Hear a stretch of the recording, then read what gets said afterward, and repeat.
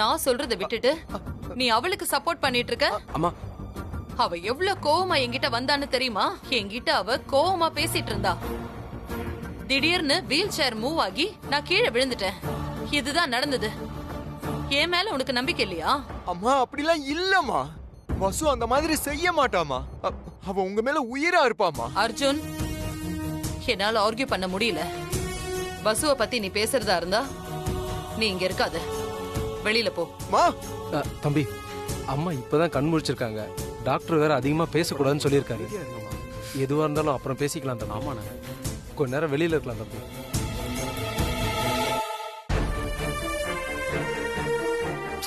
பாத்தீங்களா உத்தமன் எப்படி பேசுறாங்கன்னு? நடக்காத ஒண்ணு நடந்ததா கற்பனை பண்ணிக்கிட்டு வசு மேல பழிய போட்டுக்கிட்டு இருக்காங்க உத்தமன். தம்பி, ஒரு விஷயம், ஒருத்தவங்களை பிடிக்கலன்னா இந்த மாதிரி கற்பனையா ஒருத்தவங்க மேல இல்லாத பொல்லாத சொல்றது மனித இயல்பு தானே. அதுவும் இல்லாம வசு மேடத்தோட அம்மா அப்பா வந்து சம்பந்தம் பேச வந்தப்ப கூட அம்மா அவங்க கிட்ட கோவமா பேசினாங்க. அப்புறம் வசு மேடத்துக்கும் அம்மாவுக்கும் சண்டை நடந்தது. அந்த கோவத்துல கூட அம்மா அப்படி பேசிருக்கலாம்ல. போக போக அவங்க வசு மேடத்தை புரிஞ்சுப்பாங்க தம்பி. அப்புறமா அவங்களுக்கு கோவம் குறைஞ்சிரும். ஆமாண்ணே, எனக்கும் அப்படிதான் தோணுது. தம்பி, ஒருவேளை அம்மா சொல்ற மாதிரி வசு மேடத்து மேலேயே தப்பு இருக்குன்னு வச்சுங்களேன், அம்மா பார்க்க இவ்வளவு தூரம் ஹாஸ்பிட்டலுக்கு வந்திருப்பாங்களா? ஏன் இந்த ஊர்லயே அவங்க இருந்திருக்க மாட்டாங்க தம்பி. உத்தமன், இந்த விஷயத்துல நீங்க ஒரு வகையில யூகமா சொல்றது கூட எனக்கு எரிச்சலா இருக்கு உத்தமன். வாங்க நேரா போய் வசுவை பார்த்து தெளிவா பேசிட்டு வந்துடலாம். வாங்க.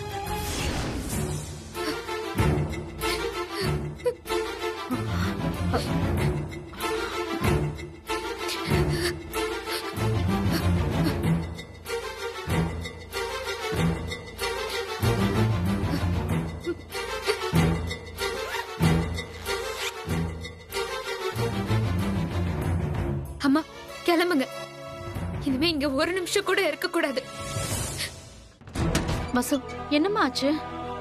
இன்னும் என்னம்மா ஆகணும்? புரியுற மாதிரி பேசுமா. மேடம் கண்முழிச்சு நடந்த உண்மையெல்லாம் சொன்னா இந்த பிரச்சனை ஒரு முடிவுக்கு வரும். என் மேல எந்த தப்பும் இல்லைங்கிறது ப்ரூவ் ஆகும்னு நினைச்சேன். இப்படி நினைச்சுதான் நாங்க போனேன். ஆனா மேடம் நான் தான் தள்ளி விட்டேன்னு கொஞ்சம் கூட யோசிக்காம சொல்லிட்டாங்க. இதுக்கெல்லாம் என்ன பார்த்தோம்? எனக்கு வாழ்க்கைய வெறுத்துருச்சுப்பா.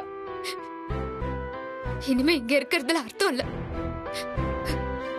என்னால தாங்க முடியல. இரு வசு, நீ ரொம்ப எமோஷனலா இருக்க. அவங்க கீழே விழுந்து அடிபட்டு இருக்காங்க. ஒரு பக்கம் வலி வேதனை, இன்னொரு பக்கம் இது மாதிரி ஆயிடுச்சேன்னு கவலை. இதெல்லாம் அவங்களுக்கு இருக்குமா? அது சரி, அவங்க உங்ககிட்ட பேசுனாங்களா? பார்த்தேன்ப்பா. ஆனா என்ன பார்க்க கூட அவங்க விரும்பல. செய்யாத தப்புக்கு நான் ஏன் இவ்ளோ அவமானப்படணும்? நீ சொல்றது கரெக்ட் தாமா. ஆனா கோவத்துல வேகமா முடிவெடுக்கிறது மறுபடியும் மறுபடியும் சிக்கலதாமா கொண்டு வந்து சேர்க்கும். ஐயோ அப்பா, அந்த வேதனைய நான் நேர்ல அனுபவிச்சேன். மேடம் எனக்கு எவ்வளவு மரியாதை கொடுப்பாங்கன்னு எனக்கு தெரியும். இன்னைக்கு அவங்க வாயாலே இப்படி ஒரு வார்த்தையை நான் எதிர்பார்க்கவே இல்ல. ரொம்ப அதிர்ச்சியா இருந்துச்சுப்பா. சூழ்நிலை எனக்கு புரியுதுமா. ஆனா கோவத்துல வர்ற விலகல் திரும்ப ஒட்டிக்கிற தூரத்துல தான் இருக்கணும். ஒரே அடியா விலகி போயிடக்கூடாது. சரிப்பா, இப்ப நான் என்னதான் பண்றது? வசு, நீ இங்க இருந்தாதான் நீ தப்பு பண்ணலன்றத ப்ரூவ் பண்ண முடியும். நீ இங்க இருந்து போயிட்டேன்னா நீ தப்ப ஒத்துக்கிட்ட மாதிரில ஆயிடும். ஆமா வசு, அப்பா சொல்றதான் கரெக்ட். கொஞ்சம் யோசிச்சு. வசு, ஐயோ அம்மா, யார் என்ன வேணாலும் நினைச்சுக்கிட்டோம். யார் என் மேல சந்தேகப்படக்கூடாதோ அவங்களே சந்தேகப்பட்டதுக்கு அப்புறம் திரும்ப திரும்ப என் மேல குற்றம் சாட்டுறப்போ இனிமே நாங்க இருக்கிறதுலயோ நான் தப்பு பண்ணலன்னு நிரூபிக்கிறதுலயோ அர்த்தமே இல்ல. நான் இப்படி ஒரு முடிவு எடுக்கிறேன்னா அதுக்கு பின்னால ஒரு அழுத்தமான காரணம் இருக்கும்னு உங்களுக்கு தெரியாதப்பா? இல்லம்மா, நான் என்ன சொல்றேன் ப்ளீஸ் புரிஞ்சுக்கோங்க. இது மேடத்தோட வீடு. நான் மாடியில இருந்து அவங்கள கீழே தள்ளி விட்டதா என் மேல குற்றம் சாட்டுறாங்க. என் முகத்தை கூட அவங்க பார்க்க விரும்பல. இந்த மாதிரி ஒரு சூழ்நிலையில இனிமே நான் இங்க எப்படி இருக்க முடியும்? சரிம்மா, இப்ப திடீர்னு எங்கம்மா போறது?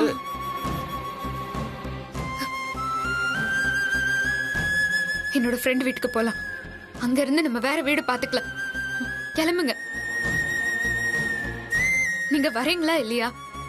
சரிம்மா, சரி. நீ இவ்வளவு தூரம் சொல்ற, அதுக்கப்புறம் உன் இஷ்டம்மா.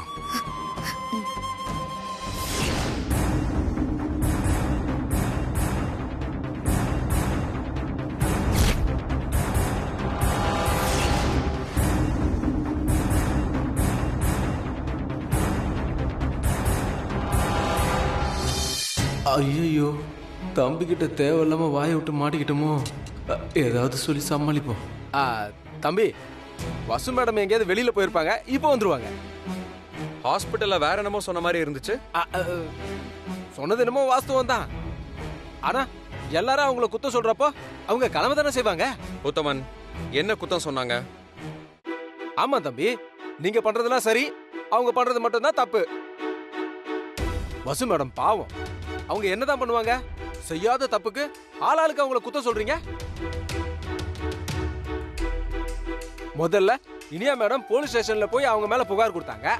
நீங்க மெனக்கெட்டு ஸ்டேஷன்ல இருந்து அவங்கள அழைச்சிட்டு வந்து பட்டும் படாம அவங்க கிட்ட ஒரு கேள்வி கேட்டீங்க. அதுலயே பாவம் மேடம் அப்செட். அம்மா தான் தனக்கு ஆதரவுன்னு நம்பி இருந்தாங்க. இப்போ அவங்களும் வசு மேடத்து மேல பழிய போட்டாங்க. ஒரு ஆள் எவ்வளவுதான் தம்பி பழி பாவத்தை சுமக்கிறது? அதான் வீட்டை விட்டு போயிட்டாங்க போல இருக்கு. உத்தமன், நீங்க நல்லா பேசுறீங்க உத்தமன். என்னை சமாதானப்படுத்துற மாதிரி பேசினாலும் அது உண்மையா இருக்கக்கூடாதுன்னு என் மனசு தவிக்குது உத்தமன். அதான் தம்பி உண்மை. நீங்க வேணா பாருங்க.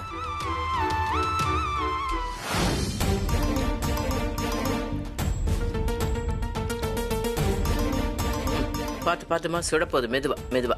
அப்படிதான். மெதுவா மெதுவா. சரி.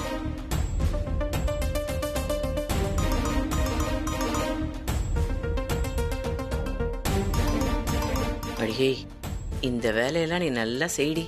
இதுக்கு தான் நீ லாயக்கு.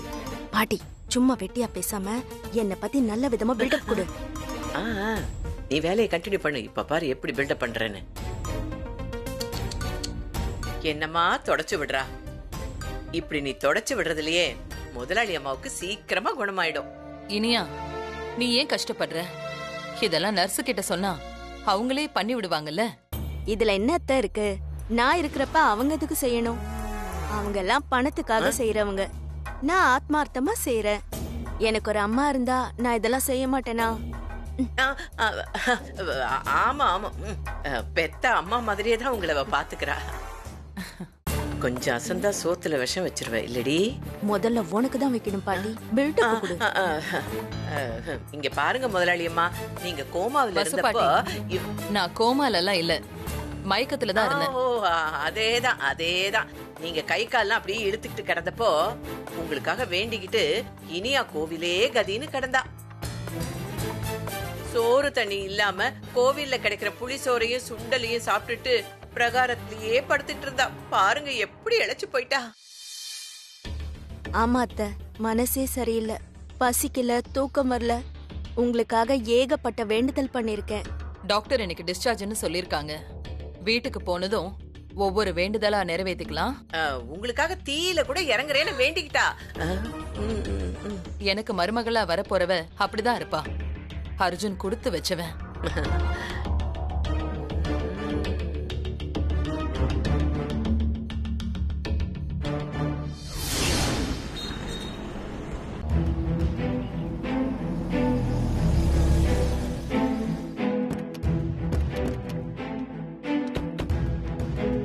வாங்க முதலாளியம்மா. நாய் கண்ணு, நரி கண்ணு, ஊர் கண்ணு, உறவு கண்ணு, வந்தவன் கண்ணு, போனவன் கண்ணு, எல்லார் கண்ணும் அப்படியே நாசமா போகணும். அத்தை, இனிமே எல்லாமே நல்லதா தான் வாங்கம்மா நடக்கும். வாங்க. கூட்டிட்டு போமா. வாங்க அத்தை.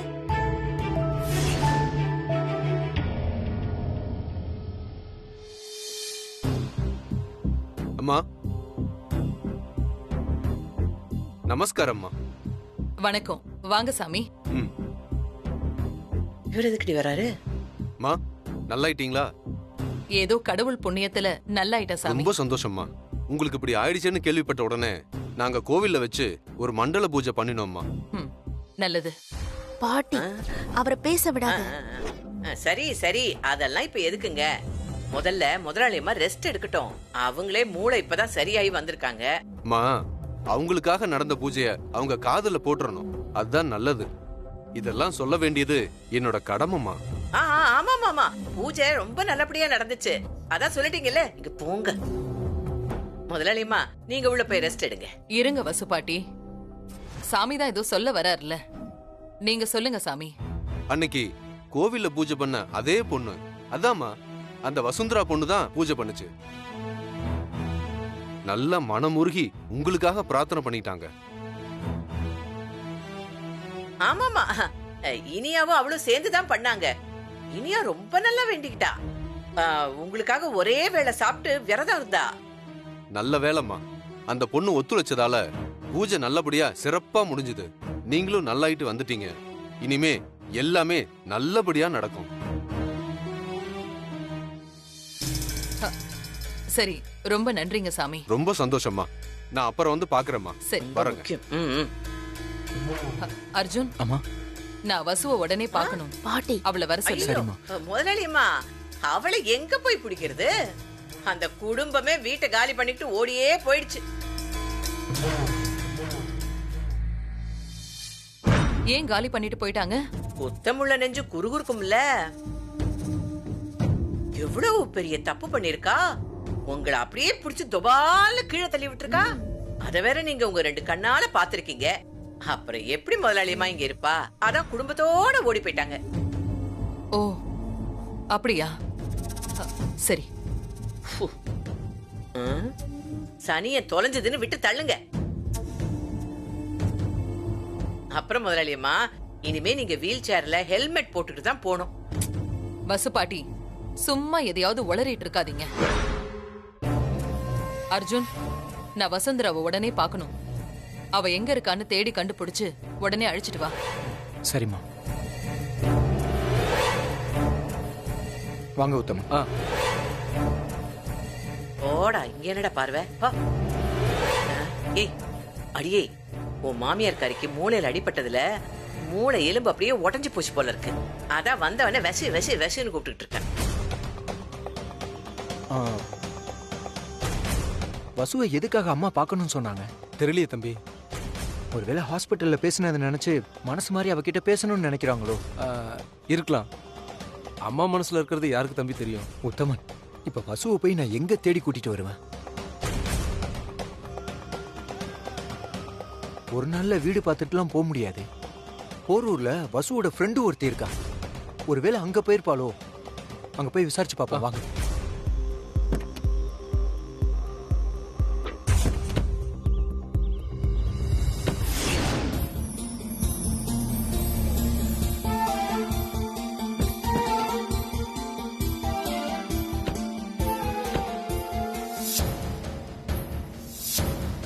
உத்தமன், இந்த வீடுன்னு தான் நினைக்கிறேன். போய் கதவை தட்டி பாருங்க. தம்பி, நல்லா தெரியுமா இந்த வீடான்னு? காலிங் பெல் அடிங்க, அப்பதான் தெரியும் உத்தமன். நீங்க சொல்றீங்கன்னு போறேன். ஏதாவது வம்பாயிட போது பாத்துக்கங்க. அதெல்லாம் எதுவும் ஆகாது, போங்க.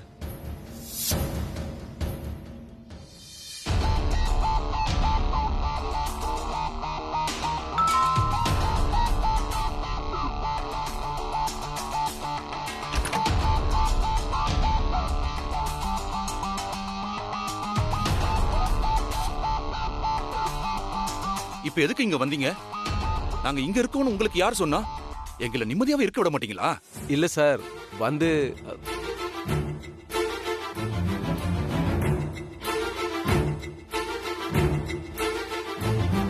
தம்பி, எங்களை விட்டுருங்க தம்பி.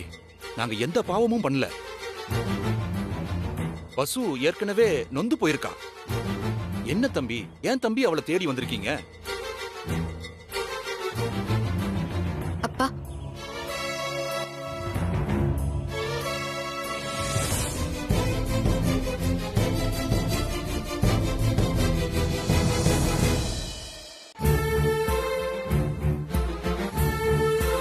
சொல்லுங்க உத்தமன். அது வந்து வசு, அம்மா டிஸ்சார்ஜ் ஆகி வீட்டுக்கு வந்துட்டாங்க. வீட்டுக்கு வந்ததும் உன்னை பார்க்கணும்னு சொன்னாங்க. நீ வா வசு, வந்து அம்மாவை பாரு. எதுக்கு கூப்பிட்டுருக்காங்கன்னு தெரியல, ஆனா உன்னை பார்க்கணும்னு ரொம்ப ஆசைப்படுறாங்க. உன்னை தேடி கண்டுபிடிச்சு எப்படியாவது கூட்டிட்டு வான்னு சொன்னாங்க. அதான் தேடி வந்தேன். நான் அங்கெல்லாம் வரல. என்ன விட்டுருங்க அர்ஜுன் சார், நான் எங்கேயுமே வரல. இல்ல வசு, நீ அப்படி சொல்லாத. எதையுமே யோசிச்சு நிதானமா முடிவெடுக்கிற நீ இந்த விஷயத்திலையும் நிதானமா யோசி. அன்னைக்கு நடந்ததுக்கு உங்ககிட்ட சாரி கூட கேட்டுக்கிறேன் வசு, ப்ளீஸ்.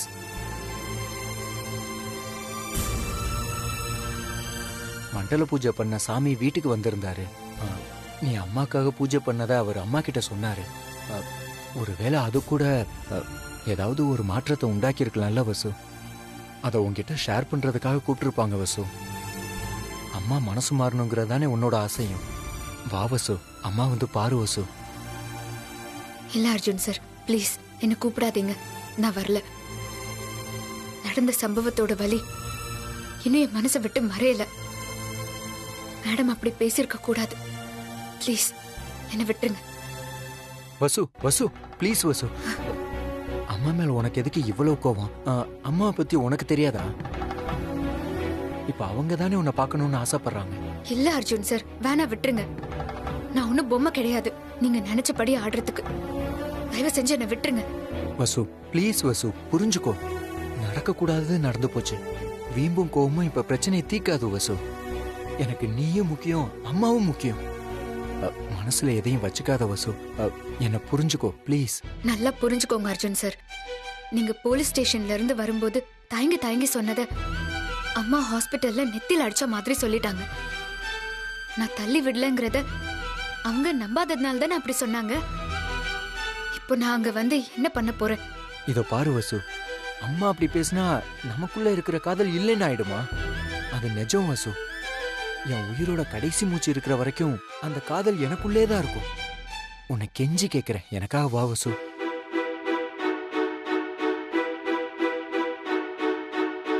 அம்மா இப்ப உன்னை கூப்பிடுறது கூட எனக்கு என்னமோ நல்ல விஷயம் மாதிரி தோணுது. அவங்க ஒரு நல்ல முடிவு எடுத்திருக்காங்க. அதை உன்கிட்ட சொல்றதுக்காக தான் கூப்பிட்டுருக்காங்களோன்னு தோணுது வசு. கோவப்படுறதும் கோபம் குணமா மாறுறதும் இயல்பு தானே வசு. நீ அம்மாவுக்காக வர வேண்டாம், எனக்காக வா வசு ப்ளீஸ். நான் கூப்பிட்டா நீ வருவன் தான் அம்மா நம்புறாங்க. அந்த நம்பிக்கை எனக்கும் இருக்கு வசு. இப்ப நீ வரணுங்கிறது என்னோட விருப்பம் வசு, ப்ளீஸ்.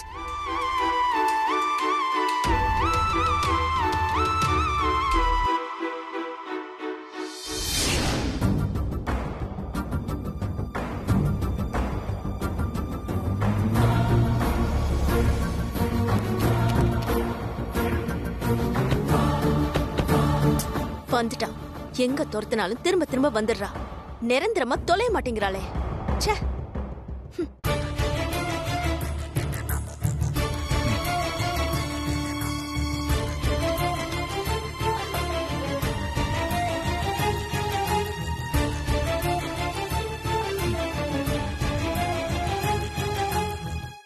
அத்தை, இப்ப உங்களுக்கு வெஜிடபிள் சூப் ரெடி பண்ணிருக்கேன், கொண்டு வரட்டுமா? சரிம்மா.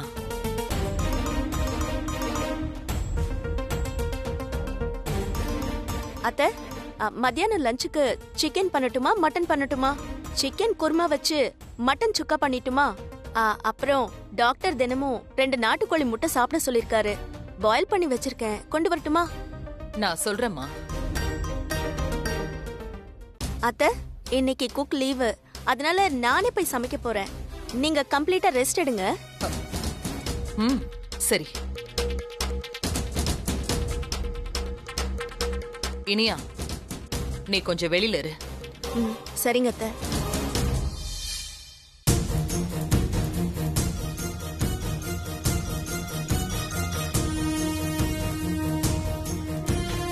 வசு, உள்ள வாமா.